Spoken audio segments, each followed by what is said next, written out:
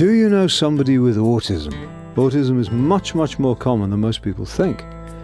About 1 in 100 people have autism. That's more than 700,000 in the UK alone. So chances are that someone you know, or work with, or love has the condition. What is autism? Autism is a lifelong developmental disability that affects how we communicate with and relate to others, and it affects how we make sense of the world around us. Lots of things that people take for granted, like body language and metaphors, can be confusing and alienating for us. Autism is a spectrum condition, so that whilst we all share certain difficulties, our autism will affect us in different ways. Some of us have been to university and hold down jobs, whilst others need a lifetime of specialist support. Asperger's syndrome is a form of autism. People with Asperger's syndrome are often of average or above average intelligence. They have fewer problems with speech, but may still have difficulties with understanding and processing language. What is autism like? For us, the world can be a confusing mass of people, events, and places.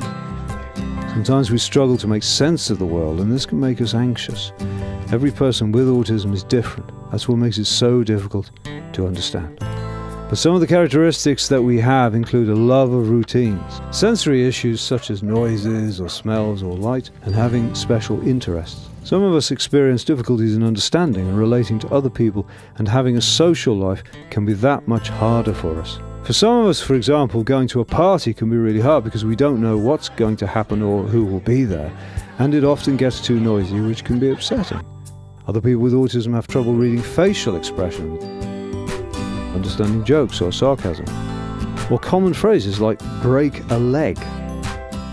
Even phrases people use every day like it's cool can be disorientating.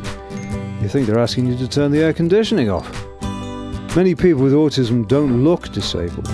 Parents of children with autism often say that people simply think their child is naughty, while we adults find that we are misunderstood. That is why it is called a hidden disability. What causes autism? The exact cause of autism is still being investigated, but research suggests that a combination of factors, genetic and environmental, may account for changes in brain development. Autism is not caused by a person's upbringing or their social circumstances. Is there a cure? There is no cure for autism, but there are interventions that enable learning and development which may be helpful. You can find out more by going to www.autism.org.uk/approaches. Diagnosis. If you or someone you know thinks they have autism, they can contact their GP, who can refer them to a specialist for diagnosis. So how can you help? There are many good people doing good work for autism up and down the country, but we need the support of the wider community.